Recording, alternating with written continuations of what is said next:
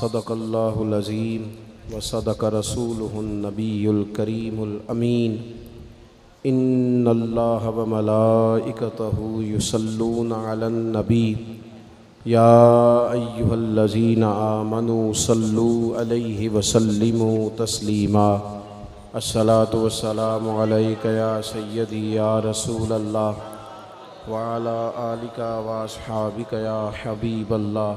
अस्सलातु वस्सलामु अलैका या सय्यदी या नबी अल्लाह व अला आलिका व अस्हाबिका या हबी। सारे हज़रात दुरूद शरीफ पढ़िए। सारे हज़रात आप बैठ जाएं, तशरीफ़ रखें। अल्लाहुम्मा सल्लि अला सय्यदिना व मौलाना मुहम्मदिन मअदनिल जूद वल करम व आलिहि व सहबिहि व बारिक व सल्लिम। हम्दो सलात के बाद अज़ीज़ दोस्तों, बुज़ुर्गों और भाइयों, अल्लाह ताला के फ़ज़ल और तौफ़ीक़ से आज इस खूबसूरत महफ़िल पाक में मैं और आप हाज़िर हैं। ताजदार ख़त्म नबूवत कॉन्फ्रेंस इस महफ़िल का उन्वान रखा गया है और दस्तार फ़जीलत के हसीन लम्हात आपने देख लिए हैं। जानशीन हज़रत हमदम रहमतुल्लाह अलैह साहिबज़ादा पीर मोहम्मद इकबाल हमदमी साहब, सोलाला दूधमाने सादात हज़रत साहिबज़ादा पीर सैयद ग़ुलाम नक्शबंद शराजी साहब, दीगर उलमाए किराम, मशाइख, सादात जलवा फिराज हैं। बुज़ुर्ग नीचे बैठे हैं, कुछ मुझे बताया बाद में गया। ये कोई रस्मी बात नहीं है, हर लिहाज से, हर निस्बत से बुज़ुर्गों को ही बहरहाल बिठाना चाहिए। क्योंकि मेरी ड्यूटी इस वक्त बात करने की थी, इसलिए मैं यहाँ बैठ गया हूँ। अल्लाह तबारक व तआला किसी भी जहन के अंदर किसी किस्म के भी उजब से, ख़ुद पसंदी से, किसी भी तकब्बुर से अल्लाह ताला हमेशा माफ़ फरमाए। और हमारे बुज़ुर्ग ही दरअसल हमारा सरमाया है और इन्हीं लोगों के बनाए हुए रस्तों पर हम लोग अपना सफ़र करते हैं। अल्लाह तबारक व तआला हमें अकाबरीन उम्मत के सही नज़रियात पर हमेशा गामज़न फरमाए। दो किस्म के लोग होते हैं ना जी, एक बंदा बड़ी ठंडी ठंडी बात करता है तो उसका दिल करता है सारे इत्मीनान से बैठें और बात सुने। तशरीफ़ रखें बेटा, बैठ जाओ, अल्लाह आपको खुश रखे। ये मोबाइल जिसने बनाया था उसने कहा था कि कभी जेब में न डालना, आप वीडियो ज़रूर बनाएं पर बात मेरी सुने आप और बैठ के बनाएं।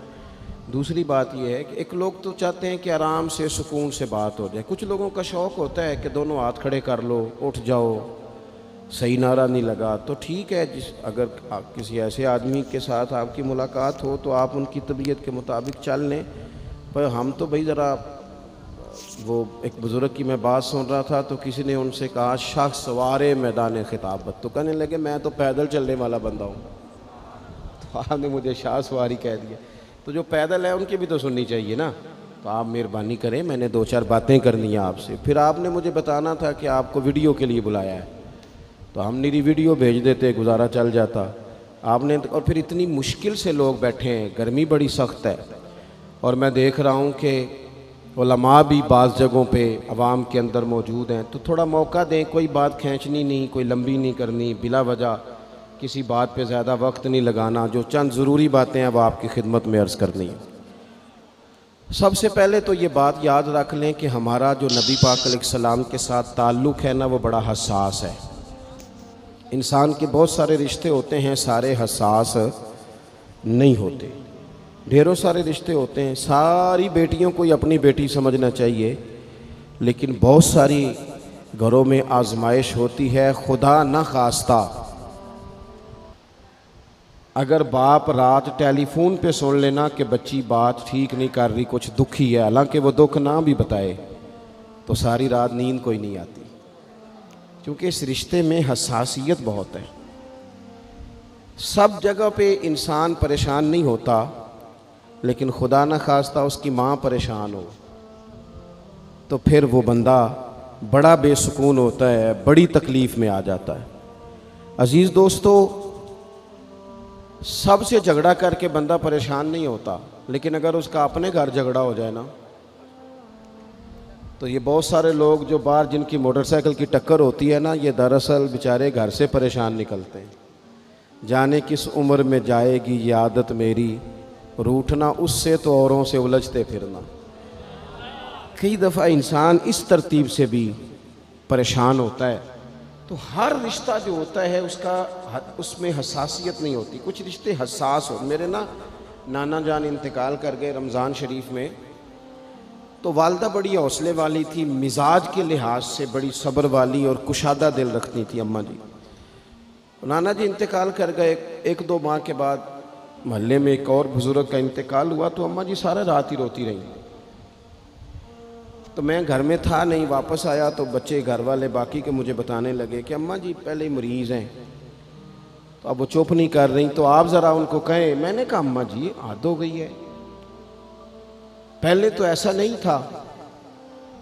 तो मेरी वालदा ने अपने लहजे में मुझे जवाब दिया, कहने लगी पुत्र पहला ये दुख नहीं सी ना लगा। फिर फरमान लगियाँ किसी ने पुत्रा कदों कोई रोंदा है, वो तो अब वो किसी का बाप गया तो हमें तो अपना याद आया है। कुछ रिश्तों में हसासियत ज़्यादा। नौजवान मेरी बात पर गौर करें, ये हमें सारा कुफ्र कहता है, सारे मुशरिक कहते हैं, ताने देते हैं कि मुसलमानों तुम हुजूर के नाम पर इतने जज्बाती क्यों होते हो। तो हम उन्हें बताते हैं कि रिश्ते सारे ही हैं, पर हमारा नबी पाक से जज्बाती रिश्ता है। और इस रिश्ते की हसासियत कुरान पाक ने इन लफ्ज़ों में बयान की कि अन नबी वौला बिल मुमिनीना मिन अनफुसिहिम। फरमाया ये जो नबी है ना, ये मोमिनों के उनकी जानों से भी ज़्यादा करीब है। ये ज़्यादा कुर्बत है, इस रिश्ते में हसासियत है। और नबी पाक अलैहिस्सलाम का उम्मत से ताल्लुक़ किस तरह का है, अजीज़ुन अलैहि मा अनित्तुम।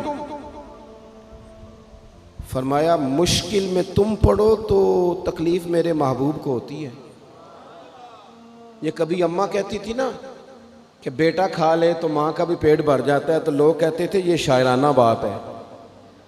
ये लोग तनकीद करते थे ये कैसे हो सकता है, किसी की तकलीफ़ किसी को हो। लेकिन कुरान ने इस मजमून को खोल दिया। फरमाया एक रिश्ता तुम्हारा ऐसा भी है कि अजीज़ुन अलैहि मा अनित्तुम, मुश्किल में तुम पढ़ते हो गिरा मेरे महबूब पे गुजरता है। हरीसुन अलैकुम, फरमाया करीम तो तुम्हारी भलाई चाहने में जल्दी करते हैं। अबिल मोमिनीना रऊफ़ुर रहीम, वो मोमिनों पे रऊफ़ भी हैं और रहीम भी हैं। नौजवानों गौर से सुनना मेरी बात, आपको ना इस मजमून की दर्जनों हदीसें मिलेंगी कुतुब अहादीस में, दर्जनों। हुजूर फरमाते हैं मेरा जी चाहता था। जब किसी काम को मेरा और आपका जी चाहता है तो फिर हम परवाह नहीं करते, मन की मर्जी पूरी करते। सही कह रहा हूँ? यानी मेरा जी चाहता है तो फिर मैं वो काम छोड़ जाऊँ? हुजूर फरमाने लगे मेरा जी चाहता था हर वुज़ू के साथ मिसवाक ज़रूरी करार दे दूँ, जी चाहता था। लेकिन तुम्हें तकलीफ़ होगी लिहाजा मैं इसे ज़रूरी करार नहीं देता। फरमाने लगे मेरा जी चाहता था कि मैं देर से शाह की नमाज पढ़ाऊँ, लेकिन इसलिए नहीं पढ़ाता कि तुम्हें तकलीफ़ होगी। फिर फरमाया मेरा जी चाहता था कि मैं अपनी पूरी उम्मत पर तहज्जुद की नमाज ज़रूरी करार दे दूँ। फिर हुजूर करार क्यों नहीं दी? तो बात का मफहूम ये बनता है कि हुजूर फरमाने लगे मैंने अपनी चाहत नहीं देखी, तुम्हारी नींद देखी है। तुम्हें तकलीफ़ होगी। हज़रत सैयदा आयशा सिद्दीक़ा फरमाती हैं, सही हदीस में मौजूद है, फरमाती हैं हुजूर को उम्मत के हक़ में दो बातों का इख्तियार दिया जाता ना कि या रसूलल्लाह ये वाली चीज़ आपकी उम्मत पे ज़रूरी कर दी जाए या ये वाली, तो सैयदा फरमाती हैं जो चीज़ ज़्यादा आसान होती हुजूर उम्मत के हक़ में उसे इख्तियार करते हैं, उम्मत पर मुश्किल ना आए। हसासियत उम्मत के हक़ में, नबी पाक के दिल में हसासियत। यहाँ तक बात आ गई कि हुजूर फरमाते हैं मैं इमामत कर रहा होता हूँ, दिल करता है लंबी नमाज पढ़ाऊँ। नमाज किसकी इबादत है? दिल करता है लंबी पढ़ाऊँ, लेकिन फरमाया फिर किसी बच्चे के पीछे से रोने की आवाज़ आती, मैं नमाज मुख्तसर कर देता हूँ कि उसकी माँ नमाज में शामिल है या घर में से कोई शामिल है तो तकलीफ़ ना हो। हुजूर हर जगह उम्मत के हक़ में नरमी करते, आसानी करते, प्यार करते। उम्मत की बात आती, हुजूर ने जब लश्कर रवाना किए, काफ़िले भेजे, जिहाद के लिए या कुछ लोगों को बाद सूबों पर बतौर गवर्नर तैनात फरमाया, तो फरमाया लोगों को खुशखबरियाँ देना, लोगों को खुशखबरियाँ देना, परेशान ना करना, लोगों पर आसानी करना, उन्हें मुश्किल में ना डालना। हुजूर उम्मत पर आसानी करते, क्यों? इस रिश्ते में हसासियत है। जब कुरान मजीद की वो आयात नाजिल हुई ना जिनमें सख्त अहकामात हैं, तो महबूब कई दिन रोते रहे अपनी उम्मत की इस तकलीफ में कि ये दोज़ख में जाएंगे। कई दिन तक हुजूर ने आंसू बहाए। सारा कुछ जानने वाले रब ने पैगाम भेजा। हजरत जिब्रील हाजिर बारगाह हुए, या रसूलल्लाह, रब फरमाते हैं परेशान क्यों हैं? कहा अल्लाह ने सख्त हुक्म दे दिया है, उम्मत कमज़ोर है, कैसा पूरा करेगी? अल्लाह करे आपकी पूरी तवज्जो हो जाए मेरी बात पर, आमीन तो कह दें, आमीन तो कह दें यार। अल्लाह करे आप पूरे जाग जाएं और मेरी बात आप गौर से सुने, तवज्जो करें। अजीज़ भाई, इस पर गौर करो। इस हसासी, आज उम्मत को कहा जाए ना तो दाढ़ी शरीफ रख ले, उसमें हसासियत ही नहीं आती। वो कहते हैं पीर साहब आप दुआ करें, तो मैं कहता हूँ जब आप तनख्वाह लेने गए थे तब तो नहीं दुआ करा के गए थे। उस वक़्त भी कहना था मुश्किल हो रहा है बैंक तक जाना, तो मैं तो नहीं जा सकता, दुआ कर दें। जब आप माल हासिल कर रहे थे किसी जगह थे, वो तो बड़ी आसानी से आपने ले लिया, और दाढ़ी के लिए पहले आपको वजीफ़ा दिया जाए, दुआएं की जाए, आपके लिए चिल्ला किया जाए, फिर आप सुन्नत शरीयत की तरफ आएंगे। हसास रिश्ता, रसूल कायनात आंसू बहा रहे हैं। किस तरह ये उम्मत हिसाब देगी अल्लाह के हुजूर? कैसे? बड़ी काहली है हमारे अंदर, बड़ी सुस्ती है, हम बड़ी आजमाइशों में। हुजूर जानते हैं जब महबूब कई दिनों तक रोए, अल्लाह करे उम्मती भी कभी कभी हुजूर की याद में रोए। एक तो ये हमारी महफिलें हैं ना जिनमें मजबूर कर देता है ख़तीब, वाइज़, नात खां, तो मजबूरन भी सुभान अल्लाह कहनी पड़ती है। काश कभी घर में बैठे बैठे भी दिल करे और हम किसी नात खां के दरवाजे पे स्पेशल जाके दस्तक दें और उसे कहें दिल बड़ा परेशान है, मदीने वाले की कोई नात तो सुनाओ। कभी ऐसा भी हो ना कि घर में पैसे ना मिलने पे तो टेंशन होती है, और कोई मुकदमा आ जाए तो परेशानी होती है, लड़ाई हो जाए तो होती है। कभी यूं भी तो हो ना रात को अब्बा जी रो रहे हो बिस्तर पे, और बड़ा रो रहे हो और तड़प के रो रहे हो, बच्चे आके अम्मा से पूछें क्या मसला है हमारे अब्बा को, कोई परेशानी है, कोई डॉक्टर को बुलाएं, कोई दुख है? अम्मा कहती है जाओ तुम्हारे वाली बात नहीं। बच्चे इसरार करके कहते हैं नहीं अम्मा बता तो सही मसला क्या है। तो अम्मा ठंडी आह भर के कहती है पुत्र तुम्हारे बाप को ना नबी पाक का मदीना याद आता है, जिन्नू वेख के ठरदियां अखियां ने ते जिन्नू वेख के ठरदा सीना है। रब्बा तेरी सारी खुदाई च एक ही ते शहर मदीना है। पैसे जितने आगे जी इन्ने ही बड़े ने, उन्ना सुटियो थोड़ी मेहरबानी। असी किड्डी समझदार कौम आ, पहले आप ही खिलारी देने फिर आप ही इकट्ठी करी देने। कैसी बात है। गौस पाक की महफिल में लोग बंदे गिनते थे, तौबा किस किस ने की। हमारी महफिलों में लोग नोट गिनते हैं और स्पेशल बंदे रखे हुए नोट गिनने के लिए। बस करें यार, छोड़ दें, बड़ा हो गया ये काम हमारी। सुने जी, सुने, अल्लाह खुश रखे, अल्लाह आपको खुश रखे।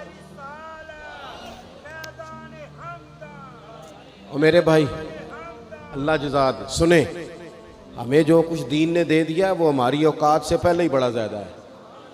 तो ये नोट छोड़ तो ये तो बात ही पीछे रह गई है। सानू तख्त हज़ारे दी लोड़ की है, नाले की लगे शहर बमोल दे नाल, असी अपनी बाल के सेकने आ, सानू की लगे किसी और दे नाल। ये छोड़ दें ये काम, ये कोई इतना मुनासिब नहीं लगता। अल्लाह जज़ाए खैर दे। आप तवज्जो करें क्या अर्ज़ कर रहा हूँ। तो शदीद हुजूर सैयद आलम सल्लल्लाहु अलैहि वसल्लम रो रहे हैं आजमाइश में। उम्मत की आजमाइश को देखकर हुजूर रो रहे हैं कि उम्मत आजमाइश में। हज़रत जिब्रील ने जाके अर्ज़ की या रसूलल्लाह वो जो ख़ास हसासियत है ना हुजूर की तबीयत में उम्मत के हक़ में, उसके लिए हुजूर रो रहे हैं। तो रब करीम ने क्या पैगाम दिया? कहा कह दो महबूब से जाके वाला सौफ युती का रब्बु का फतरदा, महबूब रब आपको इतना देगा कि आप अपने रब से राज़ी हो जाएंगे। राज़ी किया जाएगा उम्मत के हक़ में। और हुजूर फरमाने लगे जब तक सारी उम्मत जन्नत में नहीं जाएगी मैंने राज़ी नहीं होना। हुजूर का ये रिश्ता हसासियत, क्योंकि हमारे पास तो अब हम बाज़ दफ़ा लगता है कि ज़्यादा आलिम हो गए लोग, तो हमारी दीवारों पर ना, स्कूलों की दीवारों पर अंग्रेज़ों के कौल भी अब लिखे हुए हैं। तो कई दफ़ा पूछने को दिल करता है इंतज़ामिया से कि हदीसें सारी याद हो गई हैं बच्चों को, जो तुम्हें अब कौलों की ज़रूरत पड़ गई, वो भी गैरों के अकवाल तक तुम आ गए हो। इस कौम को तुमने हुजूर के फरामीन सारे सुना लिए। ओ खुदा के बंदो, हुजूर ने तो इतना हसास करके ये रिश्ता बताया है कि बारीक बारीक नुक्ते भी समझाए। ये काम ना करना दोज़ख में चले जाओ, ये काम करना तुम्हारा फ़ायदा। एक एक बात खोल के बयान की। उम्मत के पास टाइम ही नहीं है हदीसें पढ़ने का, वक्त ही नहीं है। हमारा तो मिजाज बन गया नुक्ते सुनने सुनाने का। नुक्ते, वो हमारा नकीबे महफिल स्टेज पे भाग के उधर जाता है, फिर भाग के इधर आ जाता है। वो क्यों होने लगा, कहता मैं जुमला देन लगा। ओ खुदा के बंदे, तू जुमला रहन देखा, तू कोई आयत दे, तू कोई हदीस पाक पढ़। और फिर वो बाज़ों का, मैं तो चूँकि कमज़ोर सा बंदा हूँ, तो वो जब 50 को दफ़ा कहते हैं ना तैयार हो जाओ जुमला देने लगा, तो ऐसे लगता है जुमला नहीं आएगा, कोई एटम बम भी आएगा। भाई तू दे दे जो तूने देना, इतना परेशान तू किस बात का हो गया। और फिर सारे ही कह रहे हैं, जितने आए नकीब, नात खां, खतीब, सब कह रहे हैं सारा कुरान हुजूर की तारीफ़ है। तो फिर पढ़ना चाह रहा है तू भी, तू पढ़ कोई भी नहीं रहा, कह ही जा रहा है। अपनी ज़िंदगी के अंदर हुजूर ने जो हमें असबाक दिए, जुमे वाले दिन टाइम पे मस्जिद जाया करो। मौलवी नकम्मा भी हो ना मेरी तरह का, आप वक्त पे जाएंगे तो वो जल्द तैयारी शुरू कर देगा। आप आखिरी 10 मिनट जाते हैं तो वो क्या मौलाना दीवारों को तकरीर सुनाए? तैयारी करें, हुजूर के फरामीन सुने। और नबी पाक सल्लल्लाहु अलैहि वसल्लम ने जहां जहां हमें असबाक पढ़ाए हैं, वो उस रिश्ते की हसासियत को देखें। चूंकि हुजूर ने बड़ा हसास रिश्ता बनाया उम्मत से, तो फिर उम्मत के दिल भी हुजूर के हक में बड़े हसास हैं। अपने मिजाज के लिहाज से ना नरम तबीयत के आदमी हजरत सिद्दीक़ अकबर। कुछ लोग नरम होते हैं ना बेचारे, जो गया मान ली, जो गया मान ली, उनको लोग तंग भी बड़ा करते हैं। ये भी मैं आपको बता रहा हूँ। वो जिस बंदे का पता होता है ना कि जनाब इसके पास गए तो ये अक्सर तारे शाट भी रहती हैं, तो वहाँ ज़रा जाते भी लोग थोड़ी एहतियात करते हैं। हज़रत अबू बकर सिद्दीक़ तबन नरम तबीयत के थे, कुशादा रुई, खंदा पेशानी मिजाज का हिस्सा था। वो देर तक सब्र करने के आदी थे। लेकिन एक दिन उनके वालिद आए, जनाब अबू काफ़ा रदी अल्लाह ताला अन्हु, बाद में उन्होंने कलमा पढ़ा। तो एक दिन हुजूर की बारगाह में शिकायत लेके आए। अब किसी उस बंदे की शिकायत आ जाए ना जिसकी तवक्को ना हो, जिससे तवक्को ना हो। वो किसी ने कहा था ना कि तुझसे शिकवा नहीं बेवफाई का, पर तुझसे उम्मीद बेतहाशा थी। तेरे ऊपर उम्मीदें बड़ी थी, तो तूने ये जो काम किया ना, ये थोड़ा अजीब लगा है, तुझे नहीं करना चाहिए था। कोई और कर देता तो चलो बात इतनी सख्त नहीं थी, तुझे नहीं करनी चाहिए थी, तेरी बनती नहीं। हज़रत सिद्दीक़ अकबर तभी तौर पर नरम आदमी, लेकिन उनके वालिद आए हुजूर की बारगाह में, और बुजुर्ग हैं और नाबीना हैं और लाठी थामे हो, और उन्होंने बड़ी अजीब बात की। कहा या रसूलल्लाह हद हो गई, आज तो अबू बकर सिद्दीक़ ने मुझे थप्पड़ मारा है, थप्पड़ मारा। ये अभी वो मुसलमान नहीं थे, शिकायत आई। करीम महबूब अलैहिस्सलाम के गिर्द जितने लोग खड़े थे महवे हैरत हो गए कि अबू बकर सिद्दीक़ ये काम करेंगे। हुजूर ने फरमाया बुलाओ ना जनाब सिद्दीक़ को। हाजिर बारगाह हो गए, हाथ बांधे, नज़र झुकाई है। हुजूर ने फरमाया अबू बकर लोगों को तो यकीन ही नहीं आ रहा, तुमने थप्पड़ मारा बाप को? खामोश खड़े, खामोश। करीम ने फरमाया अबू बकर सुन रहे हो मैंने क्या कहा, बाप को मारा है? चुप खड़े। तीसरी दफा हुजूर ने फरमाया बोलते क्यों नहीं? उन्होंने ना गर्दन उठाई, आंसू टप टप दाढ़ी पे गिर रहे हैं, रो के अर्ज करने लगे या रसूलल्लाह, बाप से कहें खंजर लेके मेरा गला काट दे, मैं सी नहीं करूंगा, पर इसने ना आज आपके बारे में बात की है, आपकी शान अक़दस के बारे में कच्चा जुमला बोला है, आपके बारे में कमजोर बात की है। या रसूलल्लाह मैं सारा कुछ सह सकता हूं, पर आपका और मेरा रिश्ता, हुजूर आपकी और मेरी बात, तन तंदूर ते हड्डियां बालन, असी हावां नाल तपाया, कप कप मुकियां पेड़े कीते, उतों इश्क पलेथन लाया, तन दा सालन ते मन दी हांडी, लूण सबर दा पाया, गुलाम फरीदा मैं सारी तेरी, तेन वजह यकीन नहीं आया। फरमाने लगे, अर्ज करने लगे, या रसूल अल्लाह सल्लल्लाहु अलैहि वसल्लम इन्होंने आपके बारे में बात की है, शुक्र करे मेरे हाथ में तलवार नहीं थी, वरना मैं बाप का सर काट देता। इसलिए कि हर चीज बर्दाश्त है। महबूब की शान के बारे में कोई बात करे, ये उम्मत को बर्दाश्त नहीं होती। हम ये कैसे कबूल करें, कैसे इस बात को कबूल करें? अजीज भाई, इस रिश्ते में हसासियत आप देखें, सहाबा ना उस हसासियत, और सिर्फ नामूस रिसालत के मसले में नहीं, हर मसले में वो हुजूर के हक में हसास थे। हमें हर मसले में ही हसास होना है। तवज्जो है आपकी मेरी बात पे? मुझे आपकी गर्मी का बड़ा सख्त एहसास है, और जो लोग बड़ी तकलीफ़ में बैठे हैं ये भी मुझे इस बात का भी अंदाज़ा है। मैं कोई बात लंबी नहीं करने वाला, बात बड़ी जल्दी ख़त्म करने लगा हूँ। अल्लाह के महबूब जुमा पढ़ा रहे थे, तो एक आदमी खड़े हो गए, तो महबूब ने फरमाया बैठ जाओ, नाम नहीं लिया। हज़रत अनस बिन मालिक कहते हैं, एक बंदा दरवाजे के बाहर था, उसके कानों में आवाज़ गई तो मस्जिद के बाहर ही बैठ गए। एक कभी पिछली गली में थे, उनके कानों में आवाज़ गई बैठ जाओ, तो वो वहीं बैठ गए। जिसने जहां सुना ना बैठ जाओ, वो वहीं। महबूब ने जुम्मे की तकमील के बाद पूछा, तुम कहाँ थे, तुम कहाँ थे, तुम कहाँ थे? या रसूलल्लाह आपने कहा था बैठ जाओ, आपने कहा था बैठ जाओ, तो मैं बैठ गया। महबूब अलैहिस्सलाम मुस्कुरा के फरमाने लगे, तुम्हें कब कहा था, तुम्हें कब कहा था, तुम्हें? मैंने तो उसे कहा था। कहा या रसूलल्लाह आपने नाम तो नहीं ना लिया। सानू ते कैद सजन दा गहना है, ते वो जिंज रखे उंज रहना है। और हमने न कभी कतरे पे गौर किया और न दरिया देखा, बस जहां तेरी झलक देखी वहीं डूब गए। सानू ते कैद सजन दा गहना है, वो जिंज रखे। उसने कहा बैठ जाओ, तो चुप करके बैठ गए, बात खत्म हो गई। महबूब पाक ने फरमाया, देखो ना, हुजूर नमाज पढ़ा रहे थे तो दौरान नमाज ख्याल आया कि या अल्लाह किबला बदल जाए ना। और वो किबला ऐसे नहीं था कि इधर मुंह किया तो इधर को कर ले। आप मस्जिद किबला तैन जाएं, मुंह इस तरफ था और करना था उस तरफ, तो महबूब ने दो रखते इधर मुंह करके पढ़ाई। ये रिश्ता हसास है ना, इसमें बहस नहीं। और शरीयत का जब कोई हुक्म आए तो फिर उसमें बहस कैसे? मोमिन कह लेता है कि मैंने ठहर के दाढ़ी रखनी है, ये कैसे कह लेता है कि मैंने शरीयत पे अमल ज़रा ठहर के करना है? ज़रा ये तू कैसे कह लेता? तुझे हुजूर का पैगाम मिल गया और तू अभी तक कह रहा है ज़रा ठहर के, ये कैसे हो गया? ये तूने सोच कैसे लिया? इतना हसास। अम्मा बात कहे ना, अम्मा पुत्र 2 दफ़ा तवज्जो ना करे तो अम्मा कहती है तू मेरी भी नहीं सुनता। 4 दफ़ा पीर साहब को कहना पड़े तो हजरत शेख बिगड़ जाते हैं, कहते जा दौड़ जा, इतनी दफ़ा कहा तो सुनता ही नहीं।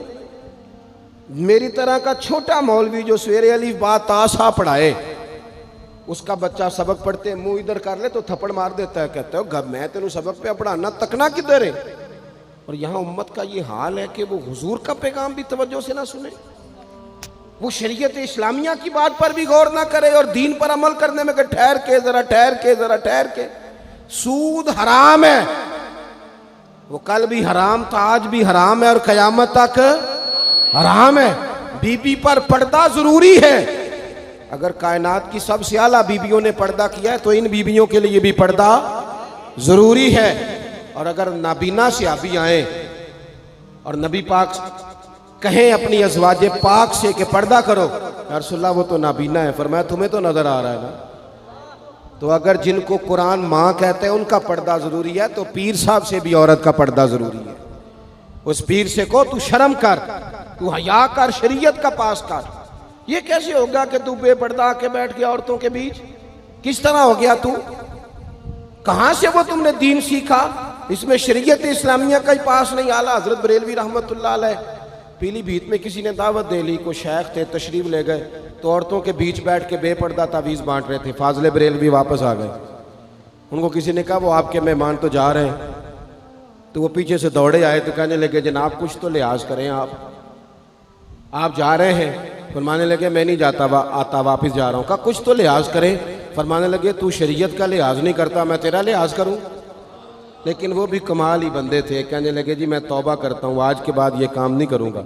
फरमाया तू तौबा करता है तो फिर सीने से लग, फिर चलते हैं, फिर तो बात ख़त्म हो गई। तो मेरे अजीज़, नबी पाक के सहाबा हर मसले में हुजूर सैयद आलम की हर तालीम पर अमल करने में हसास थे।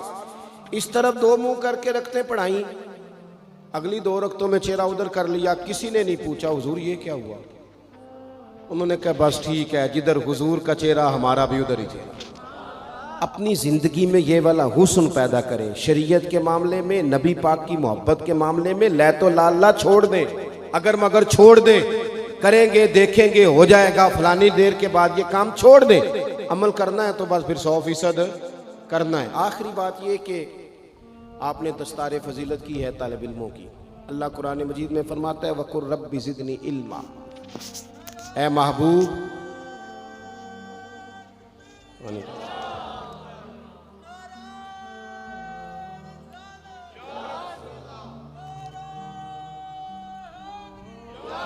माशाअल्लाह। अल्लाह करीम ने महबूब पाक अलैहिस्सलाम से कहा कि ऐ महबूब आप मेरी बारगाह में अर्ज़ करें, आप मुझसे दुआ करें, क्या रब्बी ज़िदनी इल्मा। सिर्फ आयत का तर्जुमा अगर आपकी समझ में आ जाए, मफ़हूम आयत, रब कहता है महबूब मुझसे कहिए रब्बी ज़िदनी इल्मा, या अल्लाह मेरे इल्म में इजाफा कर दे। यकीन की बात है, वअल्लमा कमा लम तकुन तालम। रब कहता है जो नहीं पता था सारा हबीब को सिखा दिया। उन्हें अल्लाह ने गैब के खजानों की कुंजियां दे दी, लेकिन फिर भी कहा मुझसे आप अर्ज करें या अल्लाह मेरे इल्म में। ये एक माना इसका उलमा ने ये भी लिखा है कि यहाँ तालीम उम्मत भी है कि उम्मत हर वक्त दीनी उलूम के लिए कोशिश करती रहे, बन के ना बैठ जाए कि मैं अब पढ़ गया। सारी ज़िंदगी सीखें, और सीखें तो बहस करने के लिए नहीं, अमल करने के लिए। बहस करने के लिए नहीं। हुजूर सल्लल्लाहु अलैहि वसल्लम ने फरमाया जिसने दीन का इल्म इसलिए सीखा कि जाहिलों पे रोब जमाएगा, उलमा से बहस करेगा, उसे तो अल्लाह जन्नत की खुशबू भी नहीं देगा। दीन का इल्म सीखना है तरबियत के लिए। हम वो दीन सीखेंगे फिर उस पर अमल करेंगे। हमारे यहाँ ना दीनी इल्म सीखने का ज़ौक़ नहीं, शौक़ नहीं। मैं अल्हम्दुलिल्लाह, हम तो अहले तसव्वुफ़ के ग़ुलाम हैं, और तरीक़त के बग़ैर कैसे हम समझते हैं कि आगे बढ़ेंगे। कुरान और सुन्नत का निचोड़ ही तो हमारे सूफिया ने हमें दिया है, लेकिन जो चीज़ें असल हैं उन पर भी तो गौर करने की ज़रूरत है ना। यहाँ एक बुज़ुर्ग बिठा दिए जाएँ, बड़े नेक पारसा, तस्बीह दे के, बड़े अच्छे हैं, बड़े नेक हैं, पर हैं अनपढ़। और एक तरफ मौलाना को बिठा दिया जाए कि आप मिशकात का दर्स दें, तो ज़्यादा कौम किधर जाती है? तस्बीह वाले बाबा जी की तरफ, क्योंकि वो जुबे कुबे में बैठे हैं। लेकिन हुजूर ने हमें सोच क्या दी है। नबी पाक मस्जिद में आए तो 2 जगह पे लोग बैठे थे मस्जिद में। एक जगह पे बैठ के अल्लाह की याद हो रही थी, एक जगह पे बैठ के एक बंदा दरस दे रहा था। हुजूर दोनों के बीच खड़े हो गए, फरमाया दोनों महफिल खैर वाली हैं। लेकिन फिर फरमाया चूँकि मैं उस्ताद बन के आया हूँ, लिहाजा हुजूर वहाँ बैठ गए जहाँ दीन पढ़ाया जा रहा था। और मेरे भाई, जिस तरह तस्बीह में सुभान अल्लाह पढ़ना सवाब है ना, इस तरह वुज़ू के मसले सीखना भी सवाब है, गुस्ल के मसले सीखने का भी सवाब है। खुदारा इसको भी समझो। अगर आप तरीक़त के वो भी ज़रूरियाँ ज़रूर पढ़ो, वो भी छोड़ दिए लोगों ने, लेकिन सुबह जो दर्स दिया जाता है मस्जिद में उसे भी सुनो, उसमें भी नफ़ा है। दीनी उलूम का मिजाज, दीनी मदरसों में बड़ी तरजीहात की ज़रूरत है, बड़ी तब्दीलियाँ चाहिए। मैं अक्सर दोस्तों से कहता हूँ कि मदरसों से सिर्फ चंदे का रिश्ता ना रखें, मदरसे में जाया भी करें, वहाँ आप गौर भी करें कि खाना किस तरह का पकता है, तलबा के आराम की क्या सहूलियात हैं। जहाँ तब्दीली की हाजत है वहाँ हमें करनी चाहिए। लेकिन ये कि आज भी सबसे कम खर्च में सबसे ज़्यादा पढ़ाई जहाँ होती है वह मदारस में होती है। कम से कम खर्च में यहाँ अपने दीनी मदारस को मजबूत करें बराए मेहरबानी। और मदारस के जो तुलबा हैं बिलखुसूस उन पर हमारे यहाँ अजीब हाल होता है। हदीस पाक सुनाई जाती है कि तालिब इल्मों के पैरों के नीचे फरिश्ते पर बिछाते हैं। फरिश्तों ने तालिब इल्म के पैरों के नीचे पर बिछाए होते हैं, और कमेटी वालों ने उसी तालिब इल्म के ऊपर खाल रखी होती है कुर्बानी की। भाई आप तो हदीस सुना रहे थे कि इसके पैरों के नीचे फरिश्तों ने पर बिछाए हैं, तो आपने क्या बिछाया है? कुर्बानी की खाल। ये जो सदर साहब बने हुए हैं वो क्यों नहीं उठा के ला सकते? सेक्रेटरी साहब क्यों नहीं उठा के ला सकते? मैं तो सालों से कह रहा हूँ, अपने मदरसे के तालिब इल्मों को हमेशा कहता हूँ कि कोई ज़रूरत नहीं आप घर जाएं, कोई हाजत नहीं कि आपसे कोई भी काम करा जाए, कतन नहीं, ये मिजाज ही नहीं। आप अपने अपने घर जाके ईद गुजारें। हाँ, कुछ अरसे से मुझे पता चला कि बाज़ घरों में बड़ी गुर्बत है, तो वो उस तरह के कुर्बानी के गोश्त के भी जायके गरीबों को नसीब नहीं होते, क्योंकि वो भी असी जानने वालिਆਂ ਨੂੰ देना होंगे ना। इधरों मैनू ऊँट दा है, मैं उन्होंने गां दा कल्ले है, फिर किसी ने फ़ोन करता है तुसां चूँकि कट्ठा किया है तो वो भी कल्ले आ जाए, वो बस कर दे। और फिर एक और बात भी, महंगाई बड़ी ज़्यादा है मुल्क में, हमें एक दूसरे का ख्याल करना चाहिए। लेकिन कौन रोना रो रहा है महंगाई का? वो बंदा रो रहा है जो हर तीसरे दिन छोटा गोश्त खाता है। ने उसे दिया है तो उसने नहीं कहा महंगा मैंने नहीं खाना। साल के बाद उसे अल्लाह ने कहा एक मेरे राह में भी कुर्बान कर, तो कहता महंगा ही बड़ा है। भाई तू सारा साल खाता रहा तब तो नहीं, तूने कहा महंगा था, अब देने की बारी आई है। तो ये हुकूमतें जितनी है ना काम कर रही, जो पहले गुजरी है, ये आई है, जितनी सियासी जमातें इल्ला माशाअल्लाह जो हुकूमत कर चुकी हैं या कर रही हैं, मुझे तो इनसे कोई उम्मीद नहीं ये कौम का कुछ सोचेंगे। ये तो नंबर प्लेटें बदलती हैं, इंजन भी वही पुराने और अंदर भी सारा कुछ वही, इनसे तो कोई तवक्को नहीं। अलबत्ता हमें चाहिए कि हम एक दूसरे का हाथ थामें। ईद पे 3 दिन ईद है तो एक जोड़ा ख़रीद लें, एक जोड़े में 2 पुराने इस्तेमाल कर लें, लेकिन थोड़ा सा कम करें ख़र्चा और थोड़ा देखें हमारी गली में कौन गरीब बसता है। अगर हम वोटों वाले दिन लिस्टें बना सकते हैं ना कि किदा वोट कितने वे, तो वो बंदा इसलिए कितने वे, वो अगर छोड़ के इलाका चला गया तो वहाँ से जाके लोग खींच के ले आते हैं कि नहीं? थोड़ा इलाका चंगा, मेरे ख्याल इतने इंज नहीं होंगे, तुम बोलते नहीं ना, हाँ पहुँच जाते हैं ना उधर से कि आप आए जनाब, वो करते हो ना, सारी लिस्टें बन जाती हैं, पता चल जाता है। ये क्यों नहीं पता लगता कि केड़े घर आज रोटी नहीं पकी? ये क्यों पता नहीं चलता कि फलाना मकरूज़ है उसे कोई जीने नहीं दे रहा? मकरूज़ को तो ज़कात भी लगती। अगर वोटों की लिस्टें बन जाती हैं तो ये लिस्ट नहीं बन सकती कुर्बानी किस किस ने नहीं की। खुदारा एक दूसरे का बाजू थामे। हम तो उस महबूब के मानने वाले हैं जिन्होंने कहा कि जिसका पड़ोसी भूखा सो गया वो तो अल्लाह रसूल पे ईमान ही नहीं लाया। ये कैसी बात है कि हम लोग खुल के खाएं और दाएं बाएं हमारा ख्याल ही ना जाए। तो 3 बातें अर्ज़ की हैं। सबसे पहले तो नबी पाक से हमारा एहसास वाला रिश्ता है, शरीयत पर फ़ौरन अमल करना चाहिए, हमें अपने आप को पूरी कोशिश में लाना चाहिए। दूसरी बात, दीनी उलूम की रग़बत करें, मसाइल को सीखें, उन पर अमल करें, पूछें जिस बात का नहीं पता। हुज़ूर अलैहिस्सलाम ने फरमाया सवाल जो है ये जहालत को ख़त्म करता है, पूछ लें सवाल अदब के दायरों में। और तीसरी बात ये कि अपने इर्द गिर्द ख्याल करें, गुरबा का, मसाकीन का, यतीमों का, नादारों का, इन लोगों से प्यार करें। इनसे प्यार करना भी मदीने वाले का तरीका है। ये भी हमें हुजूर की सुन्नत के करीब ले जाएगा। अल्लाह ताला मेरी और आपकी हाज़िरी कबूल फरमाए। आखिर दावाया अनिल हम्दुलिल्लाहि रब्बिल आलमीन। सलाम होगा ना, सलाम।